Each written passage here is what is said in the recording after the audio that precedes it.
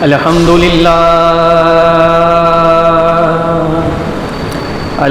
لله الذي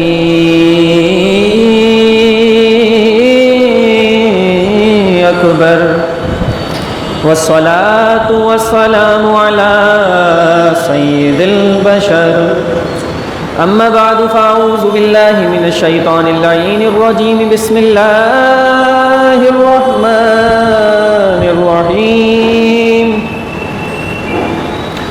قال الله تبارك وتعالى في القرآن المجيد والفرقان الحميد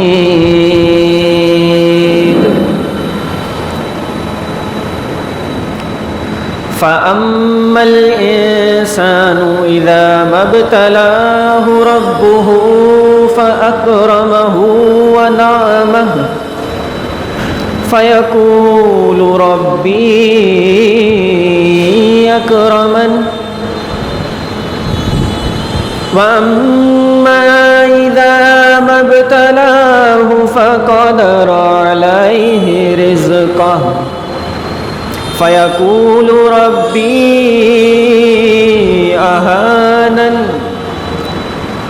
كلا بل لا تكرمون اليتيم قد صدقت یا رب کر رہے ہیں مدحت سرکار ذوالمنن کہ کوثر سے دھو کر لائے ہوں تعریف کا متن اور پہنا دیا ہو زبان کو ہنر کا پیرہن سرمد کوہ طور کا غازہ گلاب کا آغاز نعت یوں ہے رسالت مآب کا کہ پہلے نبی کے عشق کی دولت خدا سے لی دولت ملی تو فکر کی جرت خدا سے لی جرت ملی تو حسن عقیدت خدا سے لی طرز بیاں کے واسطے نصرت خدا سے لی اور جرت ملی خیال ملا قلم ملا یہ سب ملے تب نعت اذن رقم ملا اور الفاظ دست بست میرے سامنے تھے سب جانچا ہے میں نے خوب الفاظ کا نسب تھرا رہا ہے پھر بھی قلم کیا لکھوں لقب کہ میں پیش آفتاب ہوں مثل چراغ شب کیسے بیاں ہوں مرتبہ عالی وقار کا کہ لاؤں کہاں سے ڈھنگ میں پروردگار کا کہ لاؤں کہاں سے ڈھنگ میں پروردگار کا کہ منزل سے آگے بڑھ کر منزل تلاش کر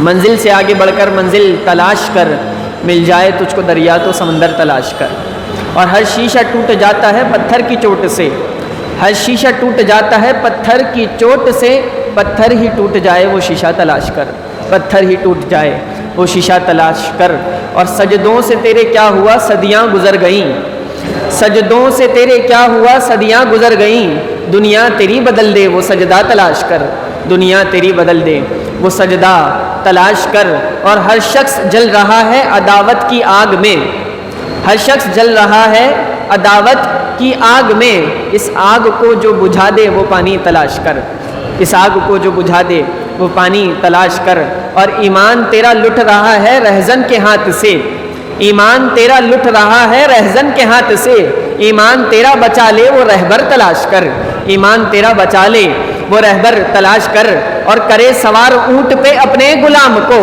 کرے سوار اونٹ پہ اپنے غلام کو پیدل ہی جو چلے وہ آقا تلاش کر پیدل ہی جو چلے وہ آقا تلاش کر خلاق کائنات مالک ارض و سما کا بے پایا شکر کرم کہ اس رب العزت نے اس مقدس دن میں مقدس گھڑیوں میں اپنے مقدس گھر میں بیٹھ کے ہمیں قرآن و حدیث کی باتیں سننے کی سعادت بخشی اللہ تعالیٰ آج کے درس میں جو کچھ بیان کیا جائے ہمیں دل کے کانوں سے سننے کی حق بیان کرنے کی حق کو قبول کرنے کی اور اس پر عمل کرنے کی توفیق عطا فرمائے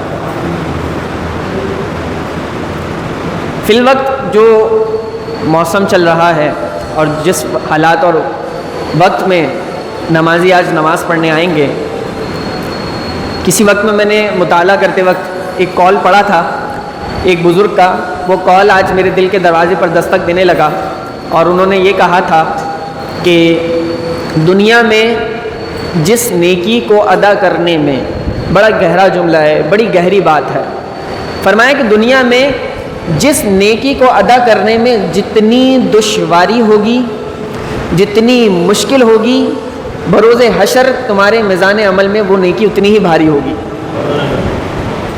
بہت ہی آسان اور سادہ سی بات ہے نیکی کی نوعیت ٹائپ اور کائنڈ بیان نہیں کی کہ کسی بھی قسم کی نیکی ہو اگر اس نیکی کو ادا کرنے میں تمہارے درمیان رکاوٹیں پیدا ہو جائیں، دشواریاں پیدا ہو جائیں، کوئی چیز آڑ آنے لگے اور پھر بھی تم وہ نیکی ادا کر دو، تو پھر کرم رب کا یہ ہے کہ وہ نیکی آخرت میں تمہارے نامہ اعمال میں سب سے بھاری ہوگی۔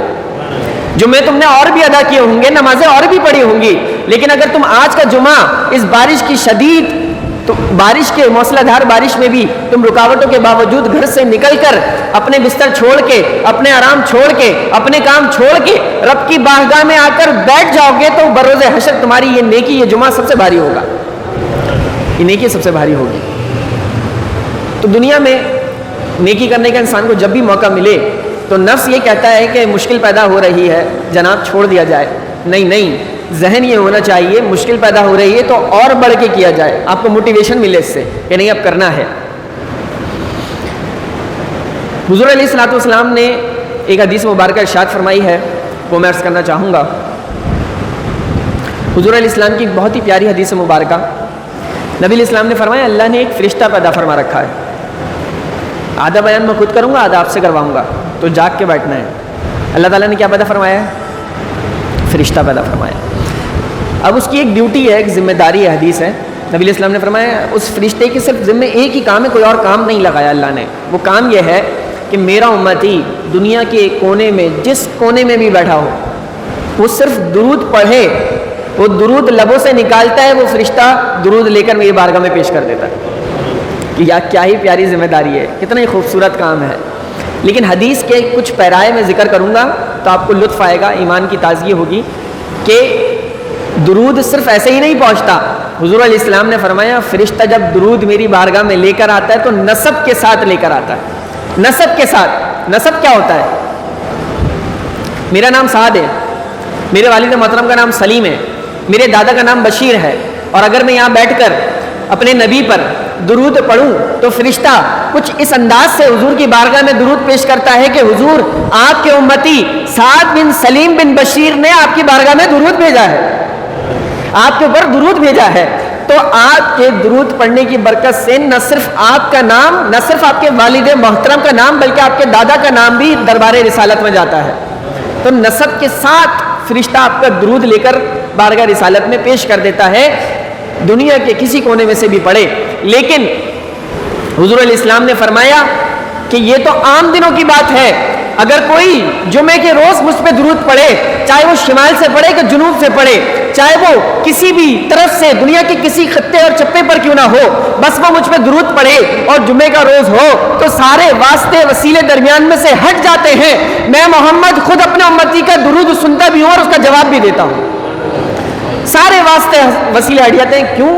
جمعے کی برکت کی وجہ سے میں اس کا درود سنتا ہوں اور اس کا جواب بھی دیتا ہوں۔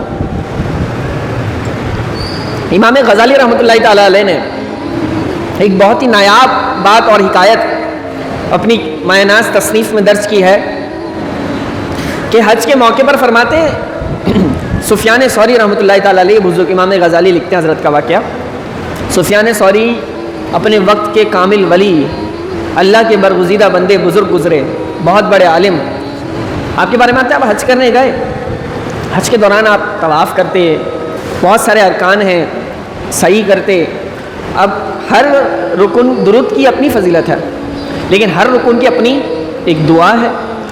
اب سفیان ثوری فرماتے ہیں کہ میں نے دیکھا کہ طواف میں ایک نوجوان ہے، سب کہتے ہیں لبیک اللہم لبیک ان الحمد والنعمت، اور وہ کہتا ہے اللہم صلی علی محمد وعلی آل محمد۔ بڑے حیران ہوئے، عمر کا بھی وہ حصہ نہیں کہ دعائیں یاد نہ ہو سکیں، جوانی کی عمر ہے، یہ ہر مقام پہ درود کیوں پڑھ رہا ہے؟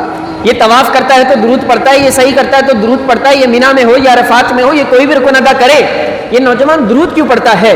سفیان ثوری کے من میں یہ بات چلنے لگی کہ میں یہ راز تو جانوں، آخر یہ کیا راز ہے جس کی بنا پر یہ ہر مقام پہ درود پڑھ رہا ہے۔ آخرکار سفیان ثوری نے اس نوجوان کے کاندھے کو پکڑا اور ایک طرف لے جا کر اس نوجوان سے کہنے لگے، اے نوجوان آخر معمہ کیا ہے، ماجرا کیا ہے، مجھے بتاؤ، تم ہر مقام پہ درود کیوں پڑھتے ہو؟ کیا تمہیں دعائیں یاد نہیں؟ کہا نہیں ایسا نہیں، مجھے دعائیں یاد ہیں۔ کہا پھر درود کیوں پڑھتے ہو؟ تو وہ کہتا ہے، اس کی آنکھیں نم ہو جاتی ہیں اور وہ نم آنکھوں کے ساتھ، آبدیدہ آنکھوں کے ساتھ کہتا ہے کہ اے سفیان ثوری، راز کی بات ہے، راز رہنے تو اچھا ہے۔ اب اور تجسس سفیان ثوری کا بڑھتا ہے رحمۃ اللہ تعالیٰ علیہ. آپ فرماتے ہیں ایسا کیا راز ہے کہ جو ہر مقام پہ درود پڑھتا ہے اب تو جاننا ضروری ہو گیا ہے.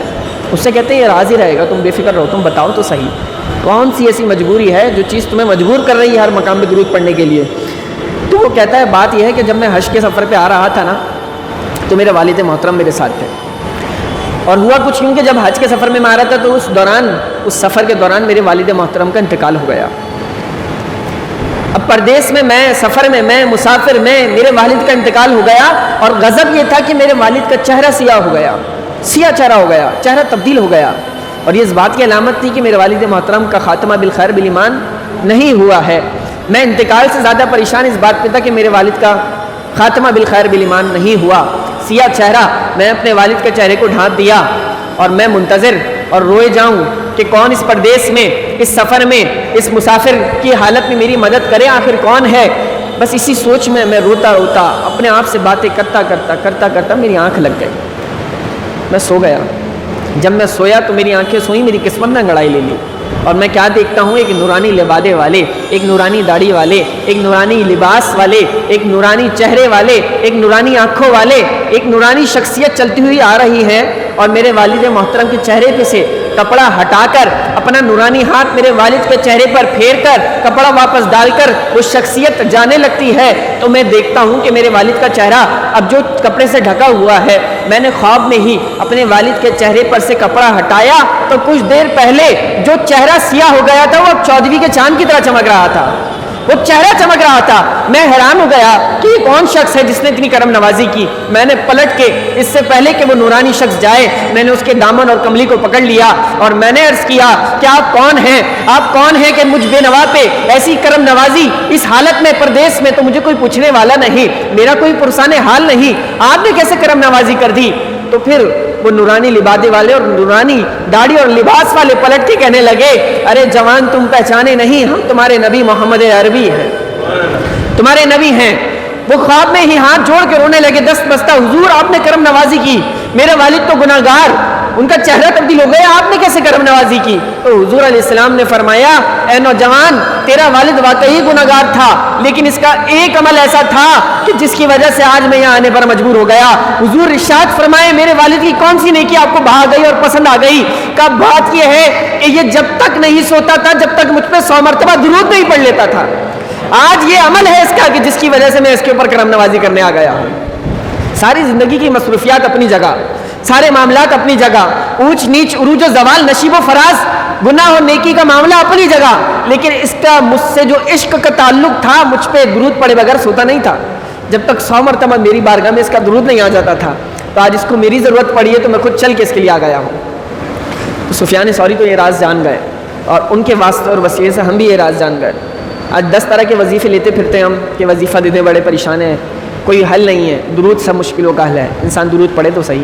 حضرت حسن بصری رحمۃ اللہ تعالیٰ علیہ کی بارگاہ میں ایک عورت آئی, اس نے عرض کیا حضور میری بیٹی فوت ہو گئی اور میں چاہتی ہوں کہ میں اسے خواب میں دیکھوں, وہ قبر میں کس حال میں. حدیث ہے کہ حضور علیہ السلام کا مفہوم ہے حدیث کا کہ قبر میں مردہ جس حال میں آپ کو خواب میں نظر آئے قبر میں بھی اسی حال میں ہوتا ہے. مردہ جس حال میں آپ کو خواب میں نظر آئے گا, اگر خوش ہے تو قبر میں بھی خوش ہے, اگر غمگین ہے تو اسے اصال ثواب کریں. اب اس وجہ سے حسن بصری سے وہ عرض کرنے لگی کوئی ایسا وظیفہ ورد بتائیں کہ میں اپنی بیٹی کو خواب میں دیکھ سکوں وہ کس حال میں ہے. آپ نے تسلی دی, تشفیق اسے کرائی کہ نہیں نازک معاملہ ہے, یہ نہ کریں آپ, خطرے کی بات ہے, اللہ کے راز ہے, رہنے دیجیے. ماں تھی, ماں وہ ضد کرنے لگی, تو آپ نے پھر ایک وظیفہ دیا اور کہا جاؤ عشاء کے بعد پڑھ کے سو جانا, تمہاری بیٹی نظر آ جائے گی قبر میں کس حال میں. اب ماں نے جب وہ وظیفہ پڑھ کے سوئی تو ماں نے دیکھا کہ وہ بیٹی آگ کے انگاروں میں جل رہی ہے, قبر آتش کدہ بنی ہوئی ہے, آگ لگ رہی ہے قبر میں, اور بیٹی چلاتی ہے. ماں تو ماں ہوتی ہے نا, پھر ممتا, وہ تڑپ کے اٹھی. فجر کے وقت فوراً حسن بصری رحمۃ اللہ تعالیٰ علیہ کے دربار میں حاضر ہوئی اور رونے لگی اور عرض کرنے لگی کہ حسن بصری میری بیٹی تو برباد ہو گئی, کچھ کیجئے. حسن بصری نے عرض کیا میں نے پہلے ہی عرض کیا تھا کہ آپ نہ دیکھیں, اب یہ ہے کہ اللہ سے صبر کریں اور اللہ سے دعا کریں, اللہ کرم فرمائے. شب روز گزرتے رہے, وقت کی کایا پلٹتی رہی. کچھ روز بعد حسن بصری کے خواب میں ایک شہزادی آئی. حسن بصری رحمۃ اللہ تعالیٰ علیہ وہ منظر دیکھتے ہیں کہ جنت سجی ہوئی ہے، ایک شاہی تخت لگا ہوا ہے اور ایک شہزادی آ کر اس تخت پہ جلوہ افروز ہو جاتی ہے، تو حسن بصری اس شہزادی سے پوچھتے ہیں شہزادی تم کون ہو، اللہ نے تمہیں اتنی عزت اور مقام دیا ہے؟ تو وہ شہزادی پلٹ کر کہتی ہے اے حسن بصری آپ مجھے پہچانے نہیں، میں وہی بیٹی ہوں جس کی ماں کچھ روز پہلے آپ کے پاس آئی تھی۔ کہا یہ کرم کیسے ہو گیا؟ ابھی تو تمہاری قبر میں آگ کے انگارے اچھل رہے تھے، آتش کڑا بنی ہوئی تھی اور اب تم جنت میں ٹہل رہی ہو، اس شاہی تخت پہ بیٹھی ہوئی ہو، یہ کیسے انعام اور اکرام ہو گیا؟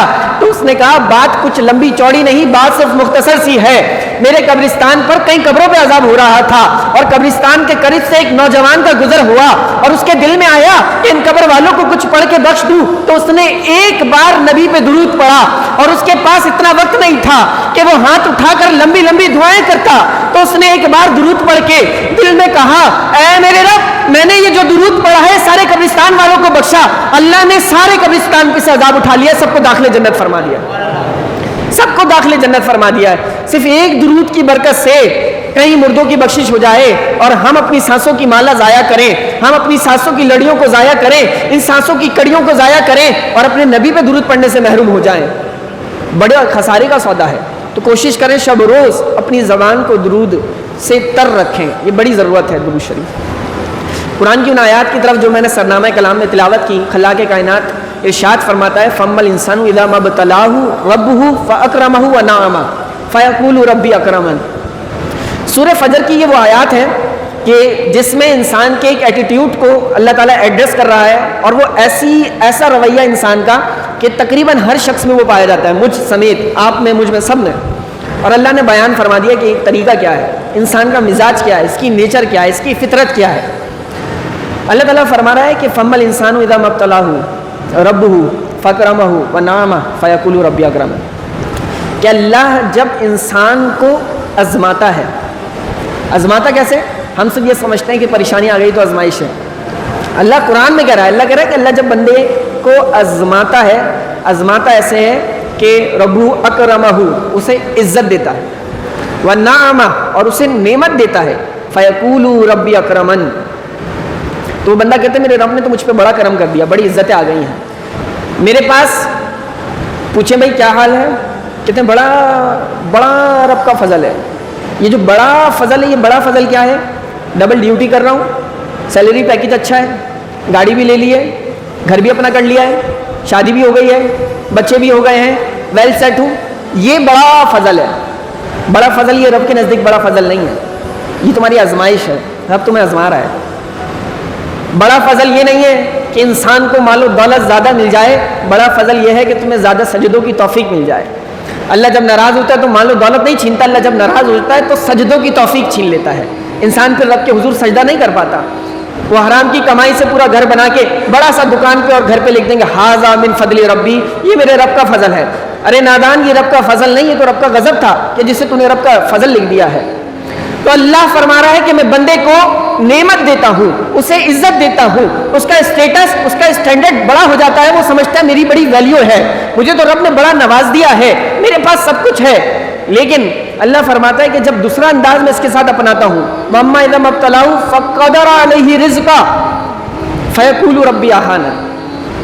اللہ فرما رہے ہیں میں بندے کے ساتھ جب یہ کرتا ہوں کہ فَقَدَرَ عَلَيْهِ رِزْقَهُ، اس کا رزق تنگ کر دیتا ہوں، آزمائش میں ڈالتا ہوں، جاب لیس، جاب ہی نہیں کئی مہینوں سے، بڑا پریشان ہوں، کاروبار ہی ٹھپ ہوا ہوا ہے، بڑی مشکل ہے، وظیفہ دے دیں، دعا کر دیں، سجدوں پہ سجدے ہو رہے ہیں۔ اللہ فرما رہا ہے تمہیں آزما رہا ہے بندہ۔ اب کوئی حال پوچھتا ہے کیا حال ہے؟ بڑی آزمائش ہے، بڑی مشکل ہے، یہ تم آج بڑی کہہ رہے ہو اور رب نے 1400 سال پہلے ہی بتا دیا یہ بندہ کہے گا کیا؟ کہا سنو فَيَقُولُ رَبِّي أَهَانَنِ، کہ میں جب بندے کا رزق تنگ کر دیتا ہوں، اس میں اس کی روزی تنگ کر دیتا ہوں، اس کے رزق میں کمی کر دیتا ہوں، اس کو آزمائش میں ڈالتا ہوں، تو یہ بندہ کہتا ہے فَيَقُولُ رَبِّي أَهَانَنِ، میرے رب نے معاذ اللہ مجھے ذلیل کر دیا، مجھے رسوا کر دیا، مجھے آزمائش میں ڈال دیا۔ تو یہ انسان کا مزاج ہے کہ جب وہ آزمائش میں آتا ہے تو کہتا ہے کہ رب نے ذلیل کر دیا، رب نے آزمائش میں ڈال دیا۔ اللہ تو اپنے پیارے بندوں کو آزماتا ہے۔ حضرت ایوب علیہ السلام کی بیماری، سخت بیمار ہوئے حضرت، لیکن ایک بڑی مشہور بات ہے اور وہ غلط ہے کہ معاذ اللہ آپ کے جسم میں کیڑے پڑ گئے تھے، کوڑ کا مرض ہو گیا تھا آپ کو، یہ نبی کے عقیدے کے خلاف ہے نا، نبی کو کوئی بھی ایسا مرض نہیں ہو سکتا جو لوگوں کے لیے باعث نفرت بنے، باعث کراہت بنے۔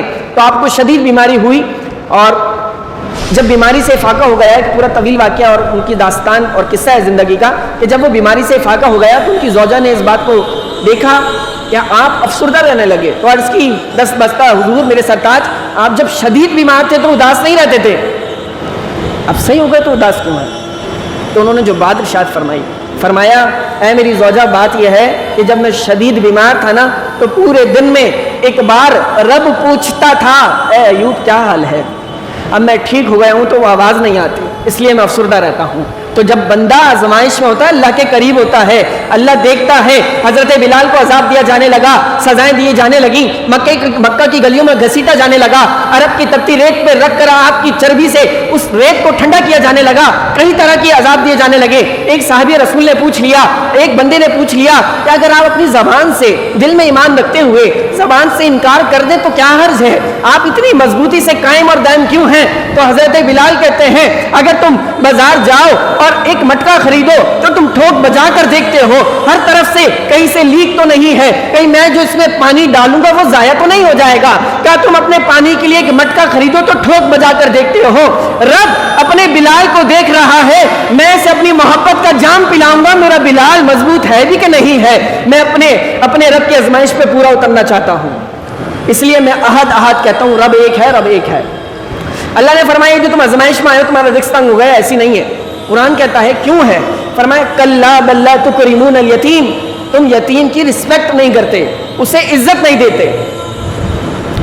دیکھیں یتیم کو پال لینا، یتیم کی کفالت لے لینا اور پھر اسے ٹھوکروں میں رکھنا، غلام بنا کے رکھنا ایک الگ بات ہے۔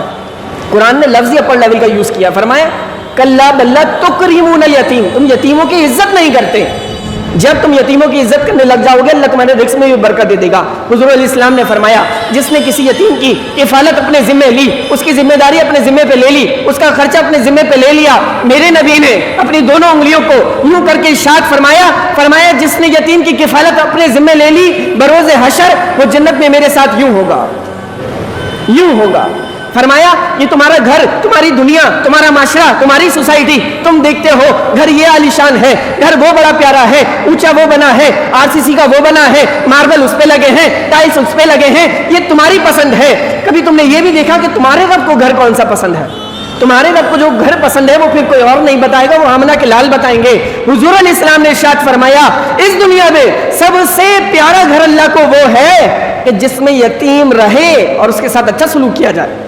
بولے سبحان اللہ۔ یتیم کو رکھا بھی جائے اور اس کے ساتھ اچھا سلوک بھی کیا جائے، صرف رکھ لینا کمال نہیں ہے بلکہ اس کے ساتھ اچھا بہیو کیا جائے، اچھا سلوک کیا جائے۔ اللہ فرماتا ہے کہ یہ گھر مجھے بڑا پسند ہے، اللہ کی پسند ہے یہ گھر۔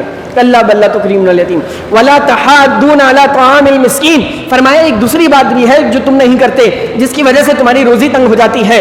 آج ہر بندہ پریشان ہوتا ہے میری روزی تنگ ہو گئی، میری جاب چھوٹ گئی، میرا کاروبار نہیں چل رہا۔ بھائی کیوں نہیں چل رہا؟ تو پھر سنیے وجہ قرآن بتا رہا ہے۔ فرمایا کلا بل لا تکرمون الیتیم ولا تحاضون علی طعام المسکین، فرمایا تم ایک دوسرے کو یتیم کو کھانا کھلانے کے لیے موٹیویٹ نہیں کرتے، ترغیب نہیں دلاتے، اکساتے نہیں ہو۔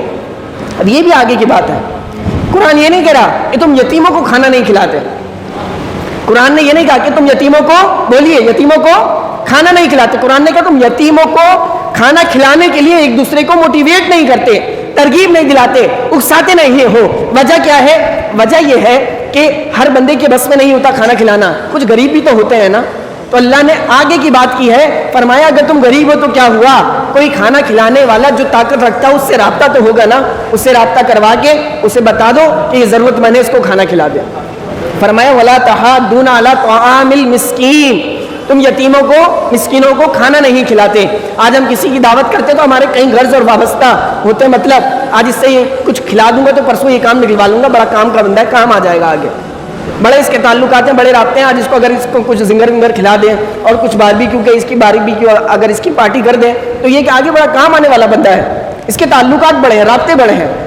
فرمایا نہیں، حضور علیہ السلام نے فرمایا کہ تم نے کسی کو بٹھایا اور اس کو پیٹ بھر کے اللہ کی رضا کے لیے کھانا کھلایا، اللہ تمہیں جنت کے کھانوں میں سے کھانا کھلائے گا۔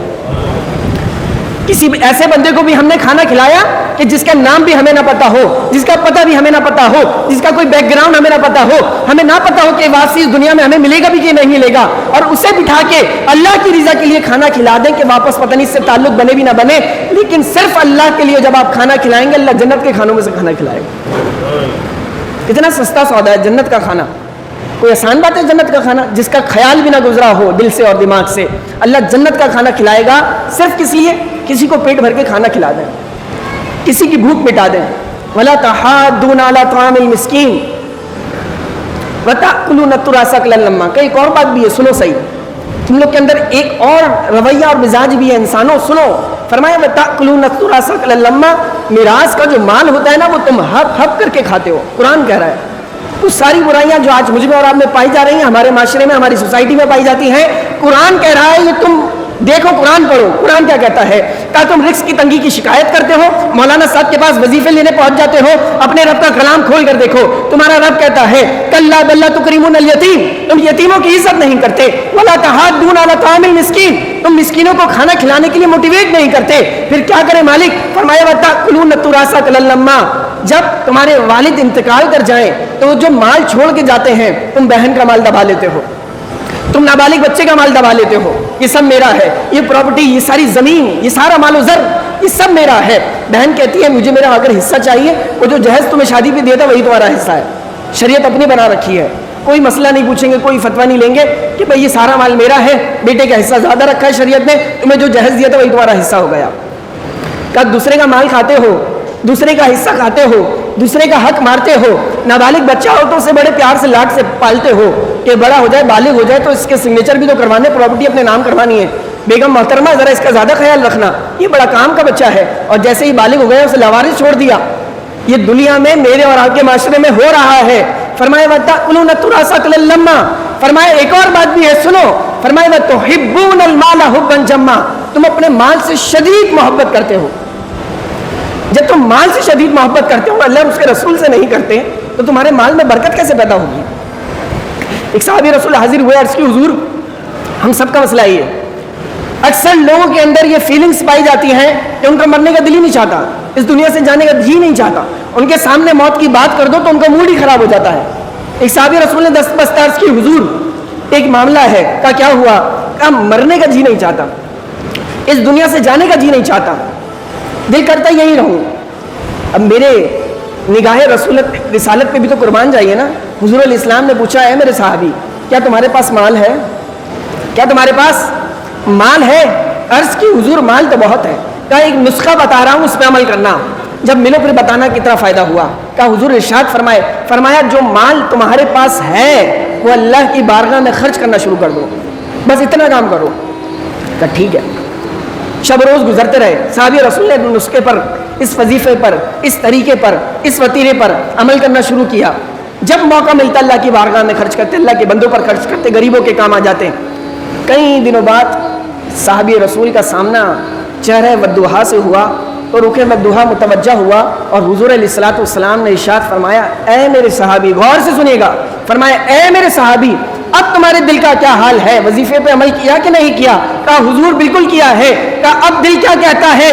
تو عرض کی صحابی رسول حضور اب میرا دل چاہتا ہے کہ مجھے موت آئے, میں اپنے رب سے ملاقات کروں, میں قبر میں چلا جاؤں, میں آخرت کے مراحل طے کروں. تو پھر صحابی رسول کو حضور علیہ السلام نے فرمایا اے میرے پیارے صحابی, انسان کا جہاں مال ہوتا ہے اس کا دل بھی وہیں لگا رہتا ہے. جب تک تمہارا مال اس دنیا میں تھا تمہارا دل دنیا میں رہنے کا چاہتا تھا, جب تمہارا مال آخرت کے لیے تم نے آگے بھیج کے سیو کر لیا, اب تمہارا دل قبر میں جانے کا چاہتا ہے. ہمارا مسئلہ بھی یہی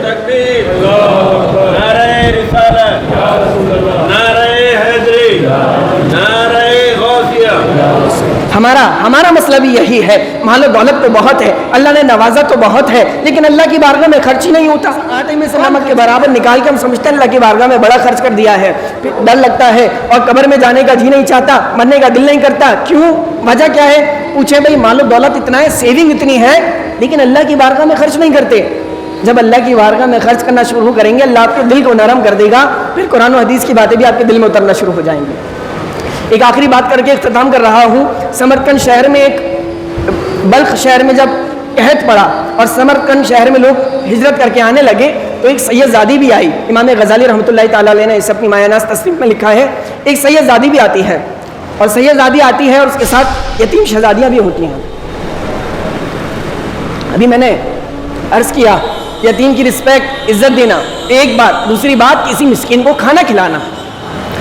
تو وہ شہزادی سید زادی اپنی بیٹیوں کو، یتیم بیٹیوں کو لے کر اس شہر میں آتی ہے. لوگ کہتے ہیں مسلمان ہے، سخی ہے، بڑا نوازتا ہے، اس کے پاس جاؤ تمہاری ضرورت کو پورا کرے گا. وہ فخر سے کہ میرا مسلمان بھائی، میں شہزادی رسول، میں سید زادی، چل کر اس کے پاس جاتی ہے. وہ بڑے، جب اللہ دولت دیتا ہے، نوازتا ہے، تو انسان کے اندر غرور بھی تو آ جاتا ہے نا، پھر اس کا ایٹیٹیوڈ بھی کچھ الگ ہوتا ہے، پھر ایگو بھی کچھ ہائی لیول کی ہوتی ہے نا. تو بس وہ اپنے مال و دولت کے گھمنڈ میں بیٹھا ہوا ہے، اور وہ شہزادی رسول سامنے آ گئی. غریب انسان غریب ہو تو غربت بھی تو ایک جرم ہے، غربت بھی ہمارے معاشرے کا ایک جرم ہے. ہر چیز میں غریب پسے گا، بھوکا بھی غریب رہے گا، سسکیاں بھی غریب کے حصے میں، ٹھوکرے بھی غریب کے حصے میں، دھتکارے بھی غریب کے حصے میں. اے دنیا والوں، یہ غربت تمہارے نزدیک جرم ہوگی. اگر یہ جرم دیکھنا ہے تو آمنہ کے لال کی نظر میں دیکھو کیسا جرم ہے. حضور علیہ السلام فرماتے ہیں کہ میری امت کے غریب لوگ امیر لوگوں سے 500 سال پہلے جنت میں داخل ہو جائیں گے. اگر غربت جرم ہے تو ہمیں یہ جرم قبول ہے. تو میں عرض کر رہا تھا، وہ شہزادی رسول حاضر ہوئی اور عرض کی کہ میری مدد کریں، مجھے ضرورت ہے. اس نے یوں پلٹ کر دیکھا اور کہا بی بی کون ہو؟ تمہیں اس شہر میں کبھی دیکھا نہیں. کہا وہ شہر میں قحط پڑ گیا ہے، میں ہجرت کر کے آئی ہوں، اس شہر میں نہیں ہوں، آپ میری مدد کریں گا. تعارف کیا ہے، ہو کون؟ تو اس نے جھکی نگاہوں کے ساتھ کہا کہ میں سید زادی ہوں، آل رسول ہوں، اپنے نبی کے گھرانے سے ہوں، اور یہ میرے ساتھ یتیم شہزادیاں ہیں. تو جب یہ کہا تو اس بدبخت نے جو پلٹ کے جملے کہے، اس نے کہا کہ تم سید زادی ہو، اس بات پہ تمہارے پاس کوئی ثبوت ہے، کوئی دلیل ہے، کوئی پروف ہے کہ تم ثابت کر سکو تم سید زادی ہو؟ ایسے مشکل وقت میں پلٹ کی کوئی ایسی بات کرے دل تو ٹوٹتا ہے. سید زادی کی آنکھوں میں آنسو آ گئے. اس نے کہا اللہ آپ کا بھلا کرے، اللہ میرا پورا کر دے گا. یہ کہہ کر وہ پلٹ کے چلی آئی، اور بچیاں بھوکی ہیں، بچیاں منتظر ہیں کہ ماں کو چلائے گی. لوگوں نے کہا پریشانی کی بات نہیں، ایک یہودی بھی سخی رہتا ہے یہاں پر، وہ بھی بڑا لوگوں کو نوازتا ہے، اس کے پاس چلی جاؤ. اس نے کہا مسلمان نے تو مجھے رسوا کر دیا، دوسرے کے پاس جاؤں. لیکن ماں کی ممتا تو اپنے ہاتھوں مجبور ہوتی ہے، بیٹیوں کو بھوکا کیسے دیکھ سکتی تھی؟ ماں چلتے ہوئے یہودی کے پاس چلی گئی، جا کر بیٹھ گئی اس کے دربار میں. لوگوں کو نواز رہا ہے، اس کی طرف متوجہ ہوا، کون ہو؟ جب اس نے پوچھا کون ہو، نہیں لگتی ہو، اس شہر میں کبھی دیکھا نہیں. تو اس نے دل میں یہ گمان کیا کہ پہلے بھی یہ سوال ہوا تھا اور اس جواب پہ میں شرمندہ ہو گئی تھی، اب یہ سوال پوچھ رہا ہے کون ہو. اللہ کا نام لے کر عرض کر دیتی ہوں کون ہوں، دیکھا جائے گا کیا ہوتا ہے. تو کانپتے لہجے کے ساتھ اس شہزادی رسول نے کہا کہ میں پیغمبر نبی کی اولادوں میں سے ہوں، میں سید زادی ہوں. اتنا کہنا تھا کہ وہ یہودی اپنی نشست پہ سے کھڑا ہو گیا. اس نے کہا تم نے کیا کہا، تم کون ہو؟ کہا میں پیغمبر رسول، پیغمبر نبی کی اولادوں میں سے ہوں، سید زادی ہوں، ان کے گھرانے سے ہوں. وہ فوراً گھر گیا اور گھر میں جو کمرہ خالی تھا صاف تھا، اسے ایک اور بار دھلوایا اور کہا نبیوں کے گھرانے کی شہزادی آج ہمارے گھر پہ مہمان بنے گی. زوجہ جو برتن پہلے ہی دھلے ہوئے ہیں انہیں اور دھو ڈالو. اور اس شہزادی کو لا کر اپنے گھر پہ ٹھہرایا اور کہا جب تک جی چاہے آپ رہیں، جب تک جی چاہے کھائیں، بس اپنے نبی سے میرے لیے بھی سفارش کر دیجئے گا. یہاں پہ جس مسلمان نے مسلمان ہونے کی، سید زادی ہونے کی دلیل مانگی تھی، وہ سوتا ہے اور خواب میں دیکھتا ہے کہ جنت سجی ہوئی ہے اور جنت کا ایک محل بھی ہے اور داخل جنت لوگ ہو رہے ہیں. تو کیا دیکھتا ہے کہ نبی علیہ الصلوۃ والسلام مسلمانوں کو جنت میں داخل فرما رہے ہیں. پھر جب اس نے یہ دیکھا تو سوچا میرا بھی حق ہے، میں بھی مسلمان ہوں. جنت میں داخل ہونے لگا. جیسے ہی جنت میں داخل ہونے لگا، نبی صلی اللہ علیہ وسلم نے ہاتھ مبارک کیوں کر کے روک لیا اور جنت میں داخل نہیں ہونے دیا. تو وہ عرض کرنے لگا حضور میں آپ کا امتی، میرا بھی حق ہے جنت میں داخل ہونا. تو حضور علیہ السلام نے غضب اور جلال والے چہرے سے فرمایا کہ تو میرا امتی ہے، تیرے پاس کوئی دلیل ہے؟ تیرے پاس کوئی دلیل ہے؟ اس کے پیروں تلے جیسے زمین نکل گئی ہو، جیسے چھت سے آسمان کھینچ لیا گیا ہو. وہ روتا روتا نیند سے اٹھا، زوجہ سے رو رو کر کہنے لگا میں برباد ہو گیا، میں تباہ و برباد ہو گیا، زندگی کی نیکیاں غارت ہو گئی. کہا کیا ہوا؟ کہا یہ ماجرا ہوا تھا، یہ معاملہ ہوا تھا. مجھے دربار رسالت میں حاضری دکھی ہے اور حضور علیہ السلام نے پوچھا ہے مسلمان ہو متیوں کوئی دلیل ہے؟ اور نبی نے فرمایا اگر میری شہزادیاں تیرے دربار میں آئی گئی تھی تو ان کی مدد کر دیتا، تو اس سے دلیلیں مانگتا رہا۔ یہ سوچ کر وہ فوراً اٹھا اور محلے میں لوگوں سے پوچھتا رہا کہ وہ شہزادیاں کہاں گئی ہے، کوئی پتہ تو بتاؤ صحیح۔ کہا یہودی کے گھر مہمان خانہ ہے، وہاں ٹھہری ہیں، انہوں نے مہمان بنایا ہے۔ فخر سے دروازہ پیٹتا ہے اور یہودی سے کہتا ہے جتنی خدمت کی ہے ایک رات میں اس کا 10 گنا دینے کے لیے تیار ہوں، یہ مہمان میرے ہیں، مجھے واپس کرو۔ اس یہودی نے کہا بات یہ ہے کہ کل رات کو آ جاتے تو بات اور تھی، اب آ گئے ہو بات اور ہے۔ کہا کیا بات اور ہے؟ تو مسلمان بھی نہیں، میں مسلمان ہوں، میرا حق ان پہ زیادہ ہے۔ جب اس نے مسلمان ہونے کا تانا دیا نا تو وہ یہودی کہنے لگا بس رک جا، ٹھہر جا، ارے نادان، جس ہاتھ سے نبی تجھے روک رہے تھے دوسرے ہاتھ سے مجھے جنت میں داخل کر رہے تھے، دوسرے ہاتھ سے مجھے جنت میں داخل کر رہے تھے۔ ارے نادان، تو نے کسی پیر عالم مفتی کے ہاتھ پہ کلمہ پڑھا ہوگا، میں نے خواب میں رسول خدا کے ہاتھ پہ کلمہ پڑھا ہے، نبی صلی اللہ علیہ وسلم نے رات میں خود آ کر مجھے خواب میں مسلمان کیا ہے۔ تو جب انسان کے سامنے کوئی آ جائے ضرورت مند اور ہمیں نظر بھی آ رہا ہو یہ ضرورت مند ہے، پھر بھی ہم اس سے دلیلیں مانگے، ہم اس کے ثبوت مانگے، ہم منتظر ہو کب یہ گڑ گڑائے، کب یہ مجھ سے مانگے، کب میں اس کی مدد کروں، کب میں اسے جتاؤں کہ اللہ نے مجھے کتنا نوازا ہے۔ نہیں، ضرورت یہ ہے کہ آپ مسلمان کی آنکھوں سے پڑھ لیں اس کو کس چیز کی ضرورت ہے، اور بن کہے اپنے ماں باپ کی، اپنی سگی بہنوں کی، ان کے گھروں پہ مدد کریں، ان کی آنکھوں سے پڑھ کے ان کی مدد کریں، تو پھر کیا ہوگا؟ پھر یہ شکوہ کرنے کی ضرورت نہیں پڑے گی کہ اللہ نے رزق میں تنگی کر دی ہے، اللہ نے آزمائش میں ڈال دیا ہے۔ فرمایا نہیں، پھر اللہ تمہیں اتنا نوازے گا کہ تم خرچ بھی کرو گے تو ختم نہیں ہوگا۔ اللہ کی بارگاہ میں اللہ کے بندوں پہ خرچ کرنا سیکھیں۔ اللہ نے جو کچھ مجھے بیان کرنے کی توفیق دی اللہ قبول فرمائے، ہم سب کو اسے اپنے دلوں میں جگہ دینے کی توفیق عطا فرمائے کہ سچ کہوں مجھ کو یہ عنوان برا لگتا ہے، ظلم سہتا ہوا انسان برا لگتا ہے، اور کس قدر مصروف ہو گئی یہ دنیا اپنی، ایک دن ٹھہرے تو مہمان برا لگتا ہے، اور بوڑھے ماں باپ کا بیٹوں بیٹیوں کو فرمان برا لگتا ہے۔ میرے اللہ میری نسلوں کو ذلت سے نکال، کہ ہاتھ پھیلائے ہوئے انسان برا لگتا ہے۔ وآخر دعوانا ان الحمدللہ رب العالمین۔